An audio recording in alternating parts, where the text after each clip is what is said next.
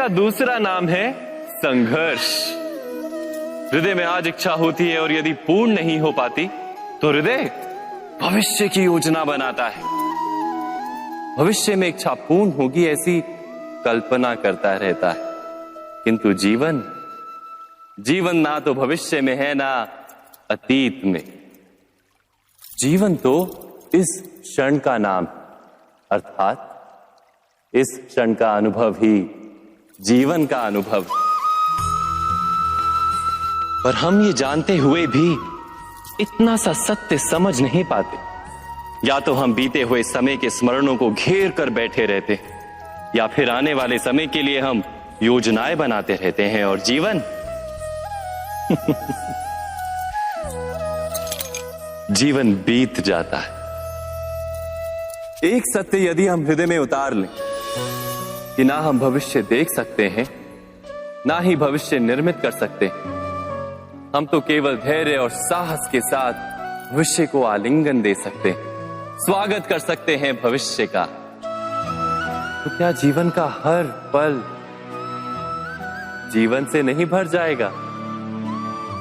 स्वयं विचार कीजिए।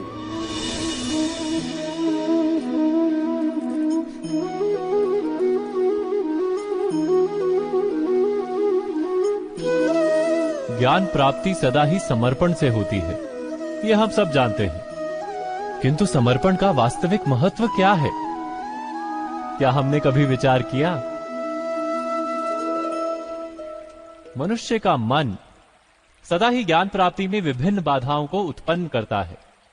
कभी किसी अन्य विद्यार्थी से ईर्ष्या हो जाती है, कभी पढ़ाए हुए पाठों पर संदेह जन्मता है और कभी गुरु द्वारा दिया गया दंड मन को अहंकार से भर देता है। नहीं, क्या ऐसा नहीं होता? न जाने कैसे कैसे विचार मन को भटकाते हैं और मन की इसी अयोग्य स्थिति के कारण हम ज्ञान प्राप्त नहीं कर पाते। मन की योग्य स्थिति केवल समर्पण से निर्मित होती है। समर्पण मनुष्य के अहंकार का नाश करता है। ईर्ष्या, महत्वाकांक्षा आदि भावनाओं को दूर कर हृदय को शांत करता है और मन को एकाग्र करता है। वास्तव में ईश्वर की सृष्टि में ना ज्ञान की मर्यादा है, ना ज्ञानियों की। गुरु दत्तात्रेय ने तो गाय और श्वान से भी ज्ञान प्राप्त कर लिया था। अर्थात विषय ब्रह्म ज्ञान का हो या जीवन के ज्ञान का या गुरुकुल में प्राप्त होने वाले ज्ञान का, उसकी प्राप्ति के लिए गुरु से अधिक महत्व है उस गुरु के प्रति हमारा समर्पण। क्या ये सत्य नहीं? स्वयं विचार कीजिए।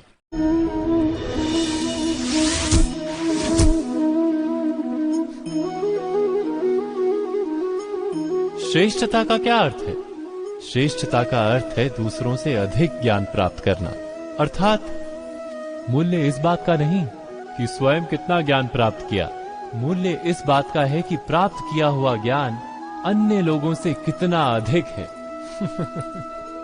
अर्थात श्रेष्ठता की इच्छा ज्ञान प्राप्ति को भी एक स्पर्धा बना देती है। और स्पर्धा में विजय अंतिम कब होती है?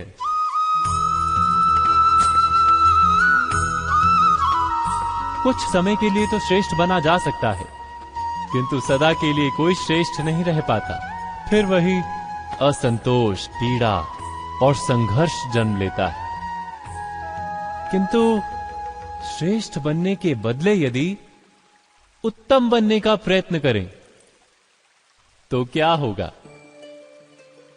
उत्तम का अर्थ है कि जितना प्राप्त करने योग्य है वो सब प्राप्त करना, किसी से अधिक पाने की इच्छा से नहीं, मात्र आत्मा की तृप्ति हेतु कुछ प्राप्त करना। उत्तम के मार्ग पर किसी अन्य से स्पर्धा नहीं होती, स्वयं अपने आप से स्पर्धा होती है। अर्थात उत्तम बनने का प्रयत्न करने वाले को देर अबेर सारा ज्ञान प्राप्त हो जाता है। बिना प्रयत्न के ही वो श्रेष्ठ बन जाता है। किंतु जो श्रेष्ठ बनने का प्रयत्न करता है वो श्रेष्ठ बने या ना बने, उत्तम कभी नहीं बन पाता।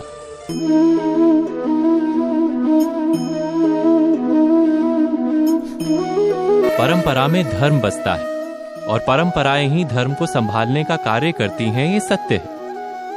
पर क्या केवल परंपरा ही धर्म है? इस पत्थर में शिल्प है, ये पत्थर शिल्प नहीं। शिल्प को उजागर करने के लिए उसे तोड़ना पड़ता है, अनावश्यक भागों को दूर करना पड़ता है। ठीक उसी प्रकार परंपराओं में धर्म ढूंढना पड़ता है। परंपरा को पूर्णता छोड़ देने वाला धर्म से वंचित रह जाता है और परंपरा का अंध अनुकरण करने वाला भी धर्म को प्राप्त नहीं कर पाता। तो क्या सच्चा धर्म प्राप्त करने के लिए हृदय में ज्ञान से जन्मा विवेक आवश्यक है? और ऐसे विवेक के बिना जिसे धर्म मान भी लिया जाए, जो वास्तव में धर्म ना भी हो, ऐसा भी तो हो सकता है। स्वयं विचार कीजिएगा।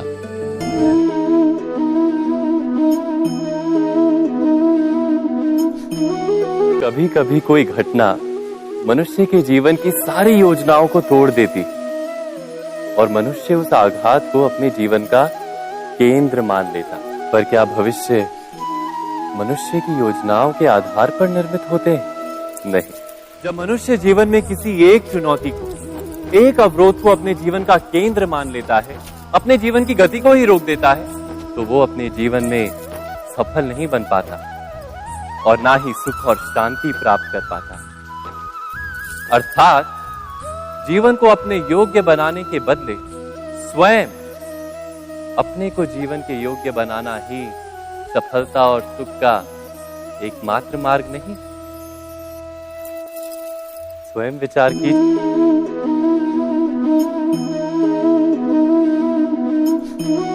जीवन का हर क्षण निर्णय का क्षण होता है। आज किए गए निर्णय भविष्य में सुख अथवा दुख निर्मित करते हैं, ना केवल अपने लिए, अपने परिवार के लिए भी। जब कोई दुविधा सामने आती है तो मन व्याकुल हो जाता है। निर्णय का वो क्षण युद्ध बन जाता है और मन बन जाता है युद्ध भूमि। तो क्या युद्ध से जूझता हुआ मन कोई योग्य निर्णय ले पाएगा? शांत मन से जब कोई निर्णय करता है तो अपने लिए सुखद भविष्य बनाता है, किंतु अपने मन को शांत करने के लिए जब कोई निर्णय करता है तो वो व्यक्ति भविष्य में अपने लिए कांटों भरा वृक्ष लगाता है।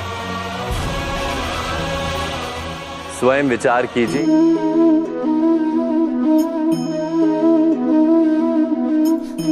वो व्यक्ति जब निकट आते हैं तो एक दूसरे के लिए सीमाएं और मर्यादाएं निर्मित करने का प्रयत्न अवश्य करें। सीमाओं के द्वारा हम दूसरे व्यक्ति को निर्णय करने की अनुमति नहीं देते, और जब स्वतंत्रता का अस्वीकार किया जाता है तो उसका हृदय दुख से भर जाता है, और जब वो सीमाओं को तोड़ता है तो हमारा हृदय क्रोध से भर जाता है। पर यदि एक दूसरे की स्वतंत्रता का सम्मान किया जाए तो किसी मर्यादाओं या सीमाओं की आवश्यकता ही नहीं होती।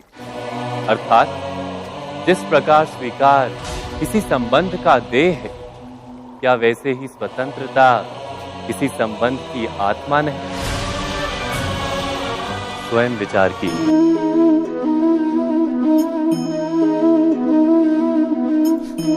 व्यक्ति को जब उसके अपराध का दंड मिलता है तब कभी कभी उस न्याय को देखकर मन कचोटता है। प्रश्न उठता है हृदय में कि जब वो अपराध हुआ था तब व्यक्ति भिन्न था, जैसा कर्म वैसा फल। तो फिर प्रायश्चित और पश्चाताप का कोई मूल्य नहीं है?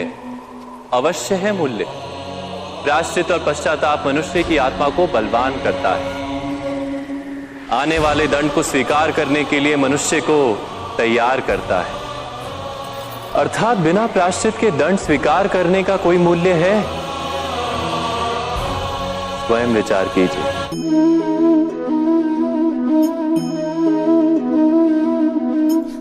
एक क्षण में हम सदा ही किसी अन्य के सुझाव, सूचना, मंत्रणा या परामर्श को आधार बनाते हैं, और हमारे भविष्य का आधार हमारे आज लिए गए निर्णय के ऊपर होता है। सबका अनुभव है कि भिन्न भिन्न लोग एक ही स्थिति में भिन्न भिन्न परामर्श देते हैं।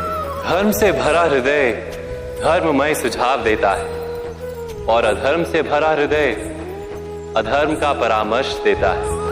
अर्थात किसी का सुझाव अथवा परामर्श स्वीकार करने से पूर्व स्वयं अपने हृदय में धर्म को स्थापित करना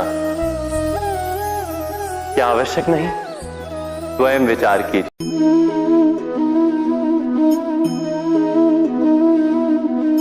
किसी व्यक्ति को किसी घटना में अन्याय का अनुभव होता है तो वो घटना उसके अंतर को झकझोर देती। अन्याय करने वाले को अपने कार्य पर पश्चाताप हो और अन्याय भुगतने वाले के मन में फिर से विश्वास जगे समाज के प्रति। इतना ही अर्थ है ना न्याय का। किंतु जिसके हृदय में धर्म नहीं होता वो न्याय को छोड़कर बैर और प्रतिशोध को अपनाता है और इस मार्ग पर चलते अन्याय को भुगतने वाला स्वयं अन्याय करने लगता है। न्याय और प्रतिशोध के बीच बहुत कम अंतर होता है और इसी अंतर का नाम है धर्म। क्या ये सत्य नहीं? स्वयं विचार कीजिए।